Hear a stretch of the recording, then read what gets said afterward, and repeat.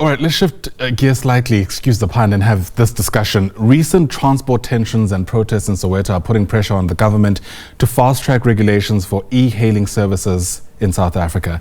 The demonstrations follow the death of 27-year-old Uber driver that's outside Maponya Mall, reportedly linked to a dispute between e-hailing operators and taxi drivers. Let's speak about just, I suppose, the work that's been done to try see through these regulations, if in fact there has been any progress. Vhatuka Mbelengwa is with the National E-Hailing Federation of South Africa and joins us now in studio. Good to see you, sir. Thanks very much indeed for popping by. And we were hoping to have this discussion in the wake of some kind of communication yesterday that there was meant to be the release of e-hailing regulations. I'm not sure how true that is and whether or not, in fact, that's even happened. Yeah, I think generally the industry is waiting for clear direction from government. And we're just at the point of really believing that now it's just a lack of political will. We've made so many contributions over the years, we've engaged, we've volunteered, there's been task team or task team. At a point in time, we need political will to be able to take on these challenges and really transform this industry. I think it's a potential field industry, and we are not tapping into it. And considering the desperate situation of our country from an economic stance, employment stance, and even from a tax revenue collection perspective, we need to really harness the potential within these kind of e-hailing sectors. And we need to support local organizations in structuring and ensuring we set a determination for this industry ourselves as a country. Yeah. I think generally speaking, the story is kind of, pushed into the headlines whenever there's an incident like what we saw at Maponya Mall. But I wonder whether ordinary South Africans, including those who use Ubers frequently, understand the sticking points, In the past, there's been a lot said about permits and there not being enough permits and the backlog, but I also know there's a lot of contention around the National Land Transport Amendment Act. In layman's terms, where are the sticking points? Look, the National Land Transport Amendment Act has had its recommendations. It's been published. We've been back and forth quite substantially around it, and again, it leads to political will. I mean, within the NLTA Section 66, it empowers your MECs to be able to regulate pricing, but no MEC in the country has used that law. So we feel like we've got the wrong people in power, people who just don't have the willpower or the aptitude or the attitude or the willingness, in fact, just to take a decision that favors participants, that favors the citizens of this country. We feel that government really is so sensitive, and they handle the likes of Uber with sensitive gloves, with kiddie gloves. And it doesn't serve our country, doesn't serve our economy. At the end of the day, despite every conflict, beyond every violent act, at the root cause of it is that we've got an unregulated system here. We've got an unregulated transportation sector. We've got a government whereby our Department of Transport has been on moratorium for better part of the most 2 decades and not issuing permits out properly. But the industry is growing, cars are out there. Law enforcement is selective in empowering or enforcing the law. I mean, we've got this big permitting strike going on about cars being impounded everywhere. And they're impounding cars because they don't have permits, but the city isn't able to issue permits. So we find ourselves in a situation here whereby government needs to govern. We need political leadership, we need political will. We need skilled people at the helm, not people who are very offended. I mean, I've got such a difficult relationship with our own department because of the things we say, and we need to be able to express ourselves and still have a government that's willing to engage us. We express ourselves, we share our opinions, we participate in public things, but when it really gets to the sticking points, they're selective in engaging us because they've been offended by some of our utterances. But the reality is, as long as people are being burnt in cars, they are failing, and we need to be honest and frank about that. Yeah. And it's just a lack of will. So what are you saying? Part of it is actually retaliatory? There's a dragging of feet because, you're saying things that aren't palatable. There's a dragging of feet, and there's almost like a almost sensitized language that's expected. Yeah. And we can't sensitize this language. You need to be honest about this thing. You're not controlling, especially because when you look at these violent situations, it's very reactionary. We are not proactive in providing any solution or addressing any problem full time. Now, the utterances then leads to an adversarial sort of situation whereby it's e-hailing versus taxis. And as a government, you can't be doing that. You need to be curating an industry so that everybody who participates in it knows how to participate, knows how to behave, what's expected of them, and where the parameters are, so that you are able to hold people to account when those parameters have been broken. Yeah.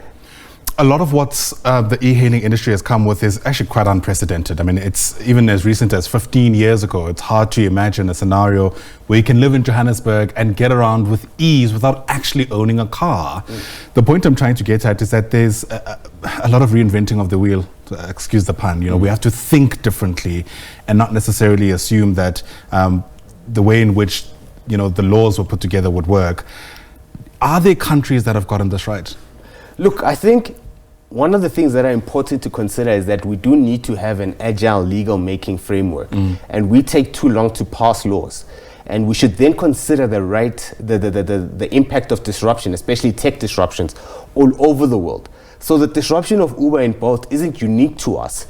I think what's unique is our lack of response to the situation.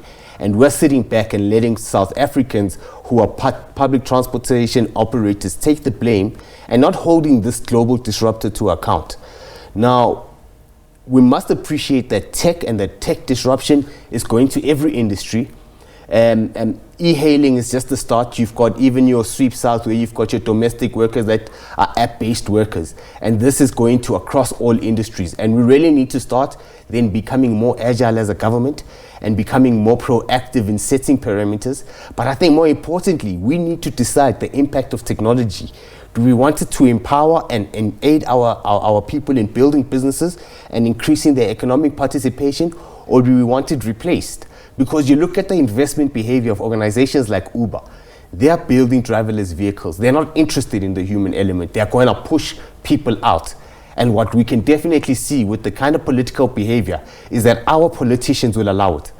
Our politicians who are going to promise jobs every day, who fail to regulate these things, will eventually allow for self-driving vehicles when South Africans need that work.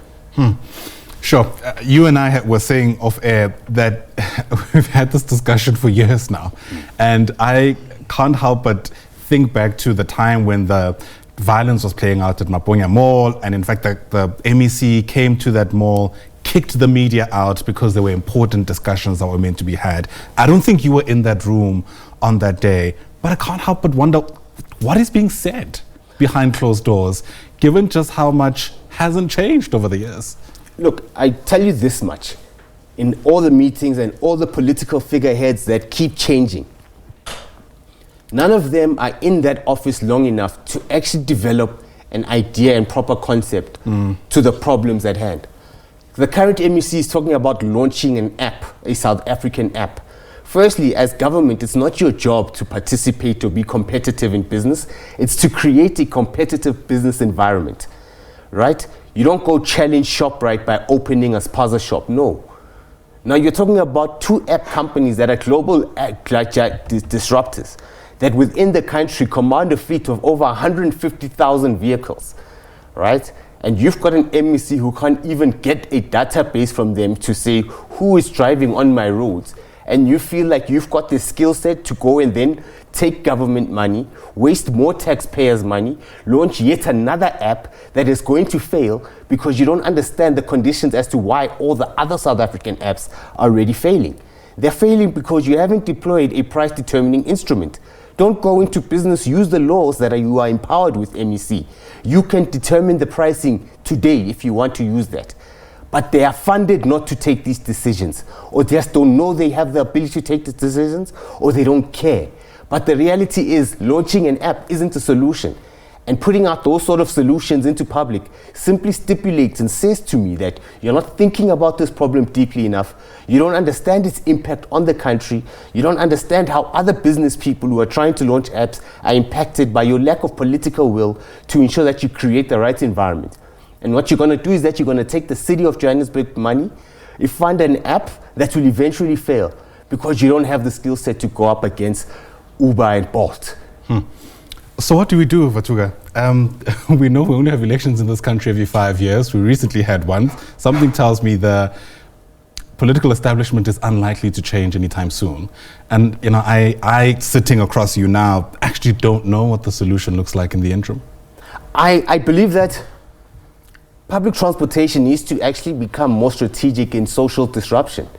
I believe that organizations like Santaco and NTA need to not stop behaving like they haven't been impacted by this global disruption, right? And instead of letting violence keep erupting everywhere, let's collectivize the industry and offer a single point of expression that will not have any violence, that will not undermine society, but will display that as a public transport sector within this country, we're being undermined. But what does that look like? I mean, it sounds great, but practically speaking, what does that single form of expression look like? In my view, it would simply to halt the fleet, to halt the entire public sector fleet, because we need to appreciate that this impact doesn't exclude them. They are being undermined.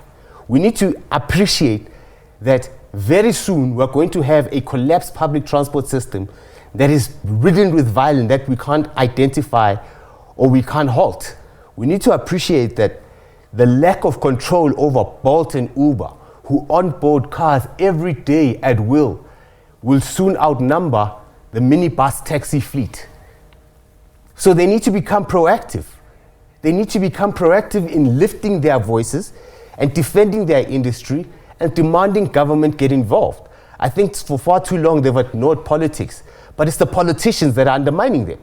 It's the politicians. Panyaza Lesufi partnered with Bolt, with Uber, and launched a program with his Ispan program, right? But I think that's insensitive to the South Africans that have been dying for over a decade. For you to go and partner with an organization like that hasn't shown any sort of conscience or effort for this country. And then you want to go and acknowledge them as a jobs partner? Are you not acknowledging our domestic investment, that every single asset is bought by us? It's financed within this country. We own it. Do you not appreciate that the safety of the maintenance of these fleets sits on us? You understand, as operators and as the National E-Hailing Federation, we just simply want to express this and take the position to begin to collectivize sector and then to also engage and to lead structured disruption, so that we can therefore ensure that we come together and build an ecosystem within public transportation where we can complement each other and not compete with each other. That is an interesting and different take. I wonder how many people will take it up. But Vhatuka Mbelengwa, if the time we've spent speaking about this over the years is anything to go by, I think the story is nowhere near over. Thanks very much indeed for always being willing to speak to us about where we are and what the way forward looks like. Vhatuka Mbelengwa once again with the National E-Hailing Federation of South Africa.